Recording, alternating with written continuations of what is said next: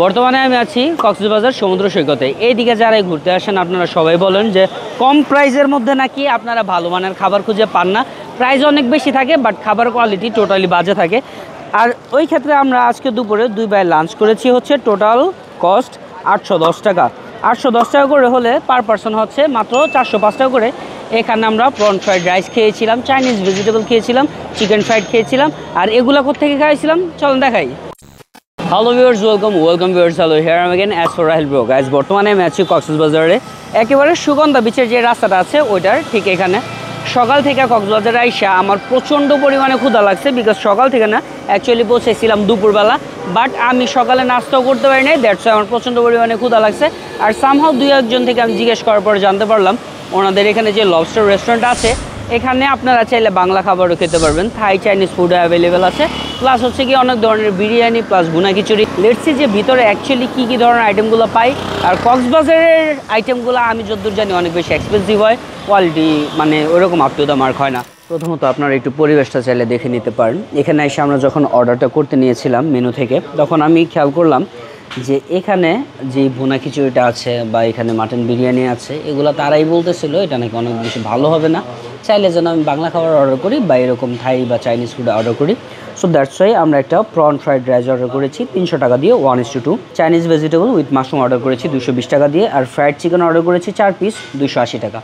অনেকেই আপনারা হয়তো এই জিনিসটা ফলো করেন, বাট আমি জানি না, আমি অ্যাকচুয়ালি নিজে পার্সোনালি ফলো করি। সেটা হচ্ছে নতুন কোনো জায়গায় গিয়ে নতুন কোনো ধরনের খাবারটা all on a sudden try না করাটাই ভালো, because most of the time এক্সপিরিয়েন্সগুলো খারাপই হয়। তবে একটা জিনিস খুবই মজাদার লাগছে, সেটা হচ্ছে কি ওনারা এখানে চিকেন বানান লিখছে ভুল, হ্যাঁ CHIKEN, এখানে আবার লিখছে CHICKN চিকান। তারপরে বেভারেজ লিটারালি ওনারা ডেভারেজ লেখা রাখছে।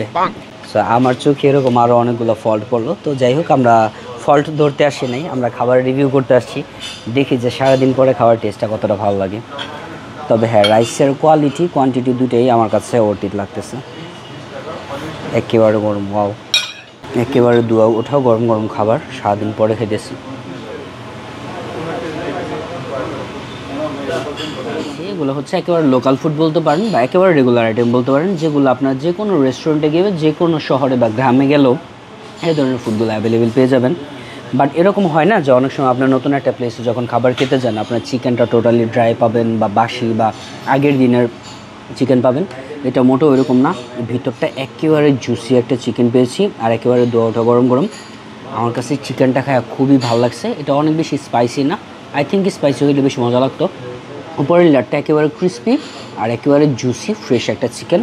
এটা আপনারা চাইলে অবশ্যই লবস্টার রেস্টুরেন্ট এখানে আসলে খেতে পারেন। এটা হচ্ছে আমরা প্রন ফ্রাইড রাইস নিয়েছিলাম, এটার মধ্যে ছোটো ছোটো প্রন দিয়ে দিচ্ছে, অনেক বড় সাইজের না, ছোটো ছোটো চিংড়ি মাছ আপনারা দেখতে পারবেন, প্লাস হচ্ছে ভেজিটেবল এগস এগুলোও পরিমাণ মতো দেওয়া আছে।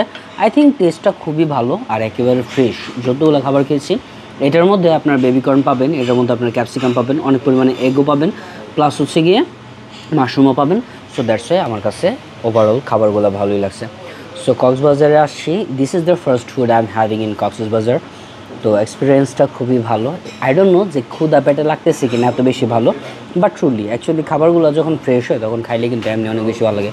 সো আই থিঙ্ক আপনারা যদি কক্সবাজারে আসেন on a vacation or holiday or regular day, আপনারা চাইলে লবস্টার যে রেস্টুরেন্ট আছে লোকেশন লিঙ্কটা আমি স্ক্রিনে দিয়ে দিচ্ছি, আপনারা চাইলে এখানে চলে আসতে পারেন। Thank you very much for watching our video.